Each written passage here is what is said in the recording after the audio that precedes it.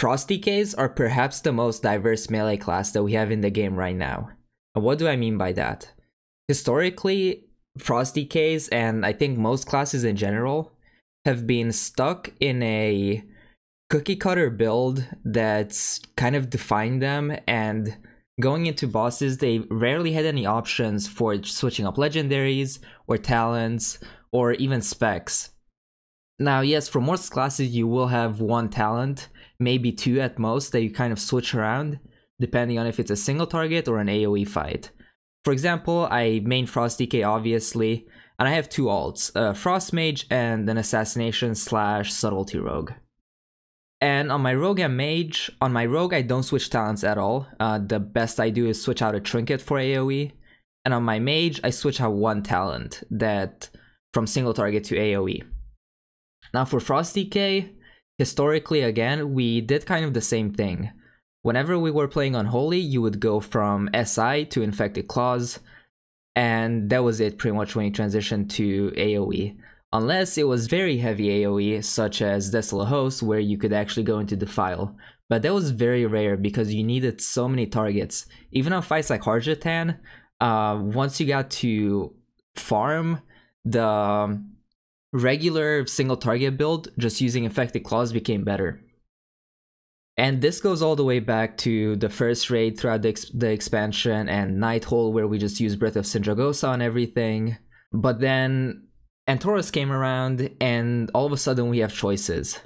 Now, if you remember, right before the raid came out, I made a video where I talked about which spec I believed was going to be better. This was like right before the set changes.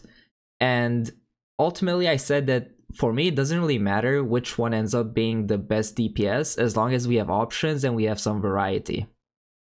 And we ended up getting that. As Frost DKs, we probably have the most options out of all the melee DPS classes. So I'm just going to go through all of the bosses, since I did kill Mythic Argus this past week, so I do have experience on all of the bosses.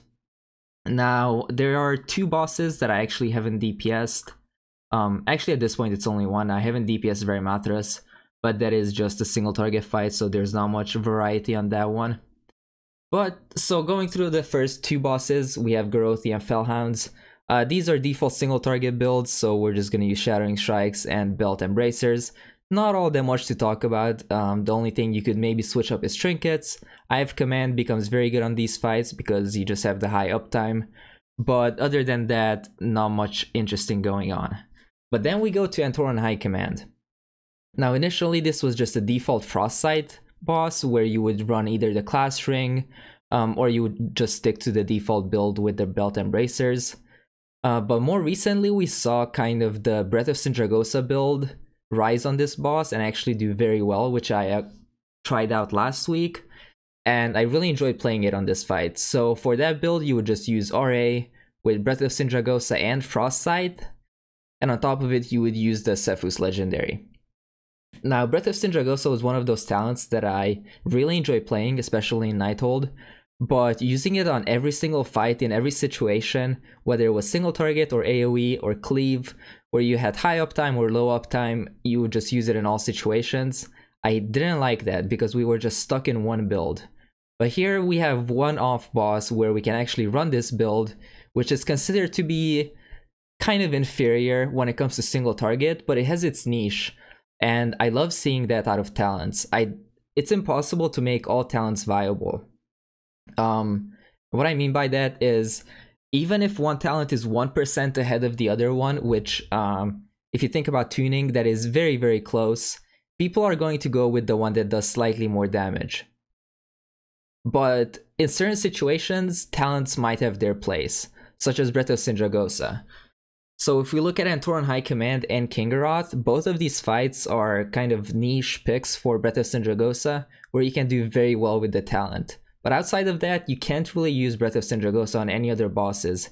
You can make an argument for Aeonar, but depending on your raid's DPS, it might not be worth it. If you have really good AoE, everything will just die so quickly that there's actually just no point in running it. But then you go on to Portal Keeper, which is another AoE fight. However, here you would just run Frostbite. You don't run Breath of Sindragosa because you don't have sustained AoE. And again, this just gives us a little diversity. Now, I initially, whenever I got my rank 1 on this fight, I was using Belt and Bracers. And now recently, everyone started using Sephuz, because you can trigger it pretty much off cooldown whenever the portals are up. I believe they're spaced out, so for each one you will have Sephuz up. So you can output a ridiculous amount of damage with Frost Scythe. And in the first few weeks, again, a lot of the top parses were still using Gathering Storm and still doing very well. So it again shows how the spec, there's multiple ways to play it and still do very well in the fight. Even now, if you look in the top 50, there will be quite a few people who are using Gathering Storm. And that just gives you that choice of what trinkets or what legendaries and what talents you want to use. Imonar, again, is just standard single target fight, not much to talk about. Then we get to Kingaroth. So the first 2 weeks or 3 weeks maybe of Mythic, we saw that everyone was using chest and bracers. I actually didn't have a 5th tier piece to use chest and bracers, so I ended up using belt and bracers on our very first kill. I only did this fight once as DPS and once as a tank. And I did very well as with just using the belt and the bracers. But again, this shows that you can use that chest legendary because it provides you with the burst damage that you can put into those adds. And again, here we will be using the Breath of Sindragosa build with Runic Attenuation instead of Shattering Strikes. But again, if you look in the top 50, top 100, you will see quite a few people who are still running SS and Obliteration with just default legendaries, and they're still doing very well. So again, you have those options. Verimatras, single target fight, not much to talk about. Coven, I DPS this once, and honestly this fight wasn't particularly interesting for me, so I'm not going to talk about it too much. But then we get to Agramar.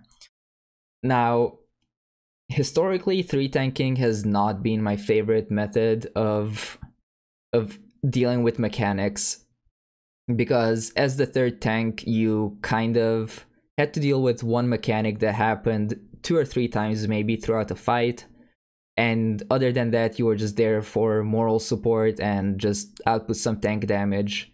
And you were pretty much only needed like on 5% or 10% of the fight. Other than that, you were just off doing your own thing. And that was very boring to do. If we look back at 2 previous raids, in the first raid we had, in EN, we had Ellerith, who had to be 3 tanked. There actually you had kind of some jobs to do as a Blood DK, depending on if you got the web on you or not.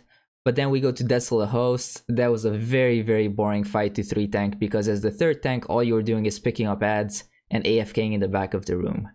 But then Agramar, if you are the 3rd tank, which as a DK you most likely will be, because you have that control for the adds, you have grips, you have mass grip, you have AoE slow, you have single target stun, you have all this utility that you can bring to the table. So you will most likely be the 3rd tank. And as the 3rd tank, you control the tempo of this fight. Mythic, you basically have to control the adds, you have to mass grip them, and then you have to keep up tempo, where you keep a debuff rolling pretty much throughout the entire fight. Otherwise, you will get behind on adds and you will get multiple stacks and basically just wipe. And as the 3rd tank, it is your job to call out knockbacks from the druids, call out typhoons, maybe mass grips, Ring of Peace, any CC utility, and you have to keep track of that. And as the 3rd tank, you are the one who controls most of the fight. And then we get to Argus. Now, again, depending on your guild strategy, this boss is either 2 tanked or 3 tanked. And if it is 3 tanked, a lot of guilds opt to use DKs as the 3rd tank, because you have Rune Tap, and it's a very useful tool to collecting the orbs in the last fight, or in the last phase.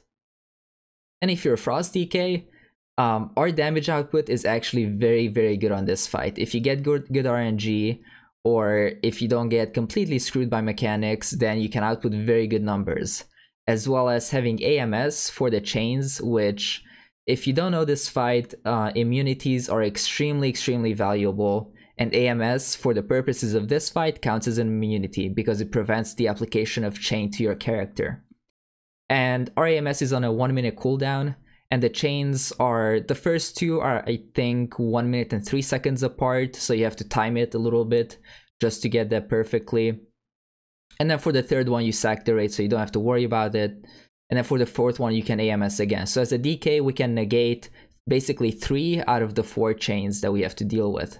For the last one our AMS doesn't come back exactly in time, but that one you just pop defensives and ignore it anyway, so it's not that big of a deal if it goes on you. And if you haven't seen anyone stream this or haven't seen any videos of it, the first 2 phases are extremely high damage output phases where you can min-max it really well if you don't get rage debuffs and actually go into phase 2 with like 4 stacks. I had some pulls where I transitioned around 3 million DPS from phase 1 to phase 2, which is actually crazy, since most pulls you would be around 2.6, 2.7 if you're on a good pull, or like 2.5 if you're on a decent pull. I had some issues with the RNG of this fight as Frost DK, but that kind of comes down to the fight design, and I think that merits a video in its own. Overall, very solid fight. We don't have that many trinket and talent choices per se, but it is a very exciting fight to DPS in my opinion, especially the first 2 phases. Thanks a lot for watching, and if you enjoyed the video please hit the like button, and if you'd like me to record more of these kind of ranty videos about maybe raids, classes, or if you have a specific topic in mind, make sure to leave it in the comment section below, and I'll see you on the next one.